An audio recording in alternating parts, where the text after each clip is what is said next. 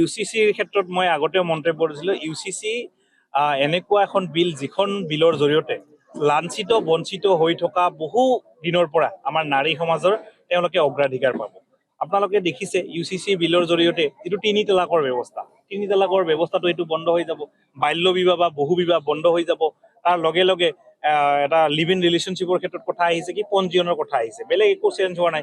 পঞ্জীয়ন কৰিলে ভাল, কাৰণ বহুতো ল'ৰা ছোৱালী দিল্লী বা মুম্বাইত থাকে, মাক দেউতাকে গমেই নাপায় আচলতে কেনেকুৱা ধৰণৰ তেওঁলোকে ব্যৱস্থাপনা হয়। তাৰপিছত ছোৱালীজনী যদি কিবা অসুবিধা হয়, পিছত তেওঁ আইনগতভাৱে একো ব্যৱস্থাপনা ল'ব নোৱাৰে। এই ক্ষেত্ৰত ভাল এটা ব্যৱস্থা আনিছে।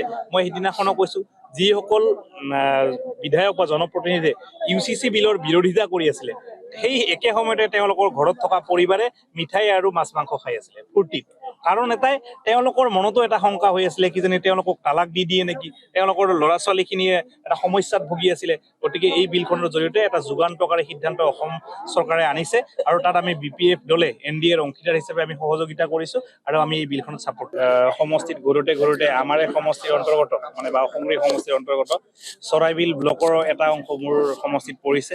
আৰু এই অঞ্চলৰ ৰাইজে মই নিৰ্বাচনৰ আগত আহিব পৰা নাছিলো, কিন্তু মোক নিজৰ আপোন ঘৰৰ ল'ৰা হিচাপে আৰু BPF প্ৰধান হাগ্ৰামা মহিলা ছাৰৰ ওপৰত ভৰসা কৰি বিশ্বাস কৰি এই অঞ্চলৰ ৰাইজে যথেষ্ট আমাক ভোট দিছে আৰু জিকাই আনিছে মৰম ভাল পোৱা দি। আৰু তেওঁলোকৰ আশীৰ্বাদ লৈয়ে মই কেইদিনমান আগত আপোনালোকে দেখিলে অভাৰটেকিং কৰি আহিলো বিধানসভাৰ পবিত্ৰ মজিয়াত। ৰাইজৰ কথা, আই মাতৃ সমাজৰ কথা ইতিমধ্যে কৈ আহিলো। এতিয়া সমষ্টিবাসী ৰাইজে এই ফুলনিৰ বাগিচাখনত মোক মালি হিচাপে কাম কৰিবলৈ সুযোগ দিছে। আগন্তুক দিনত এই অঞ্চলত যি কাম কৰিবলগীয়া আছে আমি একেলগে মিলি কাম কৰি যাম। ইতিমধ্যে যথেষ্ট সমস্যা আছে বা সংগ্ৰহী সমষ্টিত, আপোনালোকক কৈছোৱেই মই শৈক্ষিক দিশত আগবঢ়াই লৈ যাব লাগিব ল'ৰা ছোৱালীখিনিক। তাৰ কাৰণে স্কুলবিলাকক হাই ছেকেণ্ডেৰীকৰণ কৰিব লাগিব। স্কুলত শিক্ষকৰ অভাৱ আছে, আমি শিক্ষকৰ সমস্যাখিনি সমাধান কৰিব লাগিব। কিছুমান ক্ষেত্ৰত চিকিৎসালয় আছে কিন্তু চিকিৎসকৰ অভাৱ হৈ আছে। এই ক্ষেত্ৰত চিকিৎসকৰ ব্যৱস্থাৰ কাৰণে আমাৰ যি হেল্থ মিনিষ্টাৰ BTC তেখেতৰ লগত মই আলোচনা কৰি আছো, আৰু অসমৰ হেল্থ মিনিষ্টাৰ হোৱাৰ লগে লগে আলোচনা কৰি আমি চিকিৎসকৰ ব্যৱস্থাটো কৰিম।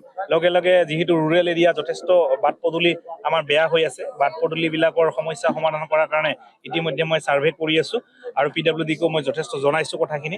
আমি একেলগে মিলি সমস্যাবিলাক সমাধান কৰাৰ কাৰণে যত্ন কৰিম। ইউচিচিৰ ক্ষেত্ৰত মই আগতেও মন্তব্য কৰিছিলোঁ, ইউচিচি এনেকুৱা এখন বিল যিখন বিলৰ জৰিয়তে লাঞ্ছিত বঞ্চিত হৈ থকা বহু দিনৰ পৰা আমাৰ নাৰী সমাজৰ তেওঁলোকে অগ্ৰাধিকাৰ পাব। আপোনালোকে দেখিছে ইউচিচি বিলৰ জৰিয়তে যিটো তিনি তালাকৰ ব্যৱস্থাটো এইটো বন্ধ হৈ যাব, বাল্য বিবাহ বা বহু বিবাহ বন্ধ হৈ যাব। তাৰ লগে লগে এটা লিভ ইন ৰিলেশ্যনশ্বিপৰ ক্ষেত্ৰত কথা আহিছে কি পঞ্জীয়নৰ কথা আহিছে, বেলেগ একো চেঞ্জ হোৱা নাই। পঞ্জীয়ন কৰিলে ভাল, কাৰণ বহুতো ল'ৰা ছোৱালী দিল্লী বা মুম্বাইত থাকে, মাক দেউতাকে গমেই নাপায় আচলতে কেনেকুৱা ধৰণৰ তেওঁলোকে ব্যৱস্থাপনা হয়। তাৰপিছত ছোৱালীজনী যদি কিবা অসুবিধা হয়, পিছত তেওঁ আইনগতভাৱে একো ব্যৱস্থাপনা ল'ব নোৱাৰে।